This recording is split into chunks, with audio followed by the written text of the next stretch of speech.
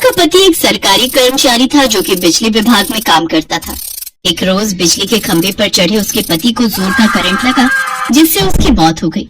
उसके मरने के बाद सरला को पेंशन लग गई, जिससे उसने अपने दोनों बेटों की परवरिश की। अपने दोनों बेटों को पढ़ा लिखा कर उसने दोनों की शादी कर दी। सरला अब 60 साल की हो चुकी थी। उसके दोनों बेटों की घर गृहस्थी भी बस चुकी थी। वो सब एक साथ जॉइंट फैमिली में रहते थे, लेकिन घर का सारा राशन पानी सरला की पेंशन से ही आता था। एक रोज उसकी दोनों बहुएं किचन में काम करते हुए आपस में बात करती हैं।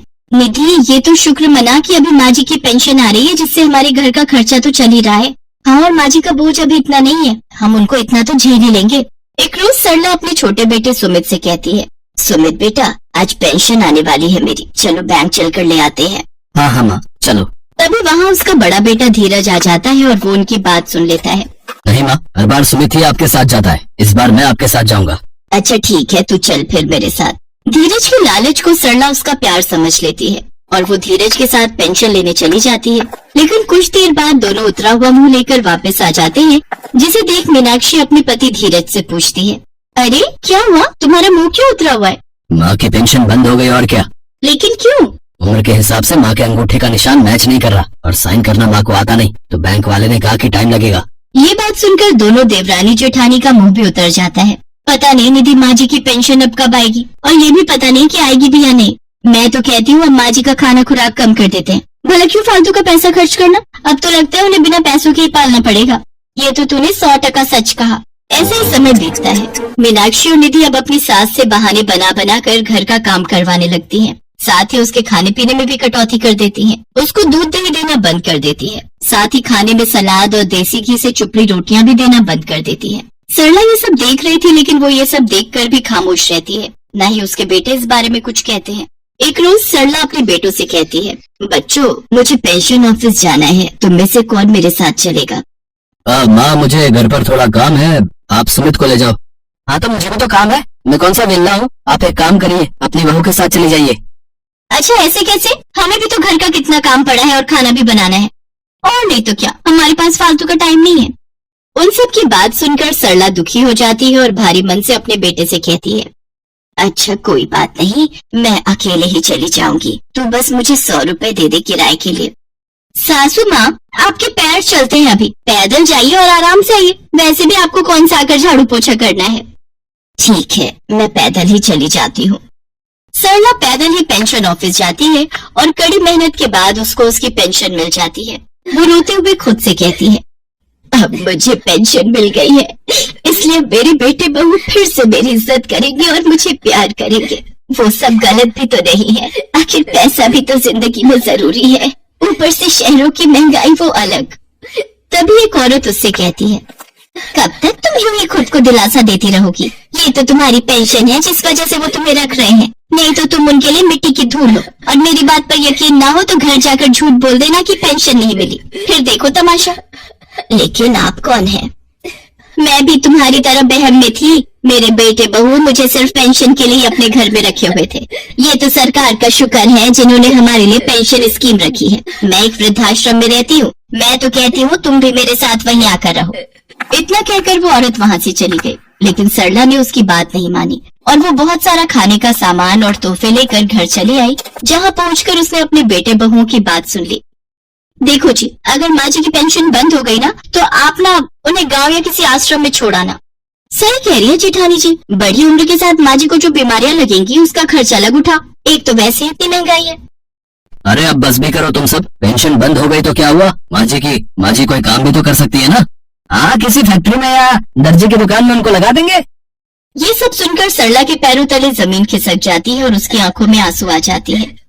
मैंने अपने बेटों को कितनी मुसीबतों के साथ पाला पोसा, बहुओं को बेटियों की तरह रखा, और आज मैं बिना पैसों के इस घर में 2 निवाले नहीं खा सकती, तो फिर मेरा यहाँ क्या काम। सरला वो सब सामान वहीं दरवाजे पर छोड़कर वहाँ से हमेशा हमेशा के लिए चली जाती है। लेकिन उनके बेटे बहू ये बात भूल जाते हैं कि कर्म भी बड़ी चीज होती है।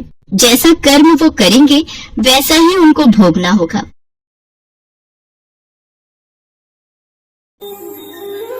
माँ, एक बार आप उनकी हालत तो देखिए, वो कैसे देंगी आपको इतना दहेज। चुप कर तू मेरे बैल बुद्धि बेटे। हाँ, तो बहन जी, मैं कह रही थी कि आपकी बेटी वैसे तो रूप की धनी है, लेकिन अगर कोई लड़की अपनी शादी में दहेज ना दे तो उसकी समाज में कोई इज्जत नहीं रहती। वैसे हमारे घर में किसी चीज की कोई कमी नहीं है, खूब सारी खेती बाड़ी, कई बीघा जमीन है, धन धान्य से भरा हुआ है मेरा घर। लेकिन आप जो भी दहेज में देंगी उस पर तो आपकी बेटी ही राज करेगी ना। जी, वैसे तो मैं आपको सर्वगुण संपन्न अपनी इकलौती बेटी सौंप रही हूँ, लेकिन फिर भी आप चाहती हैं तो बताइए क्या मांग है आपकी।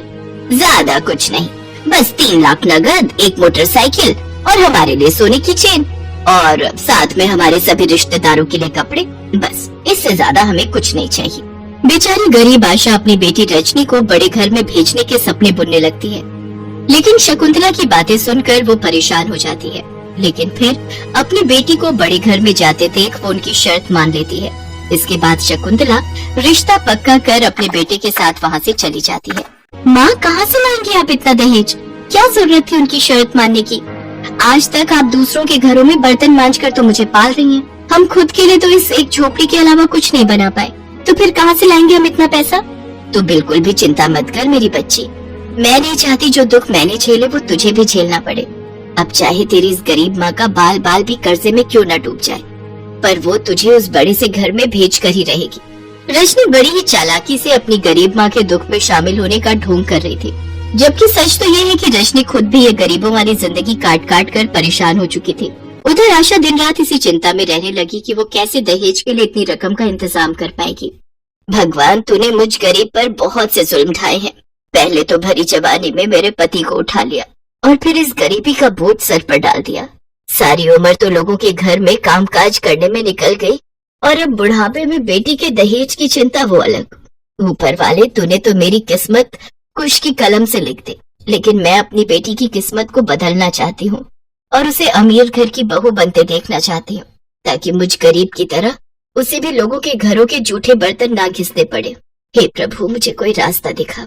अपनी फूटी किस्मत के बारे में सोचकर आशा फूट फूट कर रोने लगती है। तभी उसकी नजर अपने घर पर जाती है और वो लाला के पास अपना घर गिरवी रख देती है। ये लो पूरे 12 लाख हैं। अब आज से तुम्हारा घर मेरा हुआ, ठीक है? मुझे मंजूर है लाला जी, लेकिन कृपा करके मेरी बेटी की शादी और विदाई के बाद पग फेरों की रस्म तक मुझे वहाँ रहने देना।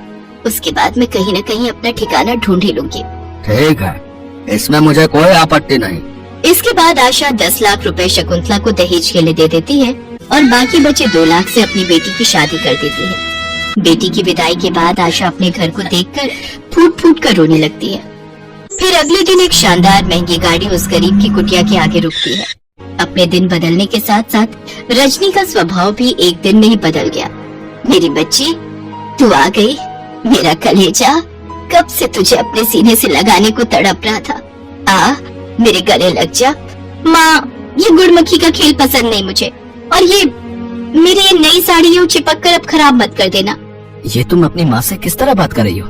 रहने दीजिए दामाद जी, अब मेरी बेटी अमीर हो गई है तो शायद इसलिए वो अपनी माँ की उस गरीब आंचल को भूल गई, जिसकी छावों में वो पली बड़ी हुई है। अपने एहसान गिनाना बंद करो माँ, वो सब करना तो आपका फर्ज था। गगन, अब तो मुझे इस छोटे से घर में घुटन हो रही है, चलिए अब यहाँ से। ये कहकर रजनी अपने पति के साथ वहाँ से चली जाती है। अपनी बेटी के इस रूखे बर्ताव से आशा का मन टूट जाता है और वो उदास होकर जमीन पर बैठ जाती है। तभी वहाँ लाला पहुँच जाता है। अरे अब चलो उठो भी आशा देवी, अब तो तुम्हारी बेटी की विदाई भी हो गई और उसके पग फेरे भी। अब तो मेरा घर खाली करो। इस तरह बेचारी गरीब आशा को अपनी बेटी की शादी अमीर घर में करने के बदले में बुढ़ापे में वनवास भोगना पड़ता है। एक ही झटके में उसके सर से छत छिन जाती है और आशा को दर दर की ठोकरें खानी पड़ती है। वहीं दूसरी ओर रजनी अपनी गरीब माँ के दुख दर्द को भूलकर अमीरी के नशे में चूर होकर दिन रात पार्टियां करती है। देखो, ये मेरी नई ड्रेस कैसी लग रही है? पता है मेरा कब से मन था इस ड्रेस को खरीदने का, आज जाकर मैंने इसे खरीद लिया। और ये देखो, माँ जी ने अपने गोल्ड के इयररिंग्स भी दे दिए मुझे इसके साथ पहनने के लिए। अब एक बात पूछूं, क्या तुम्हें तुम्हारी माँ की बिल्कुल भी याद नहीं आती? उनका ख्याल नहीं आता? और फेरे के बाद तुम एक बार भी उनको देखने नहीं गई? ओह प्लीज गगन, अब तुम फिर से मुझे ये ममता का लेक्चर देना शुरू मत कर देना।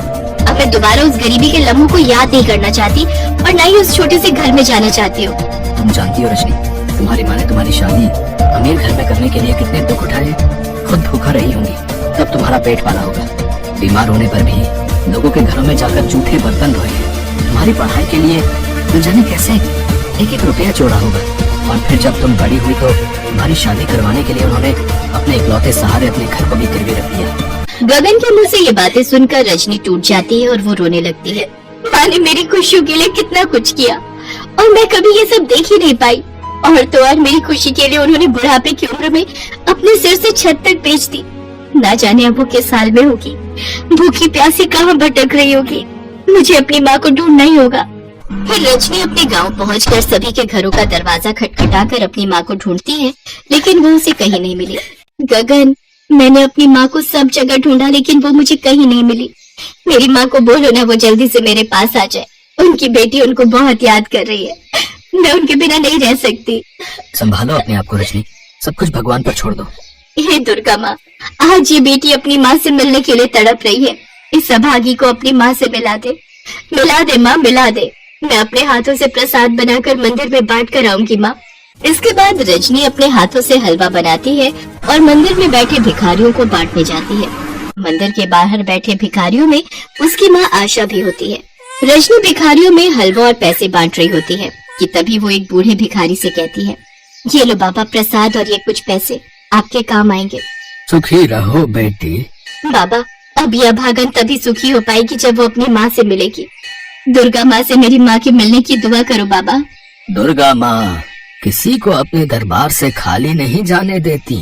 आज वो तुम्हें जरूर अपनी माँ से मिलवाएंगी। उनकी ये सारी बातें उन भिखारियों के बीच बैठी आशा सुन लेती है।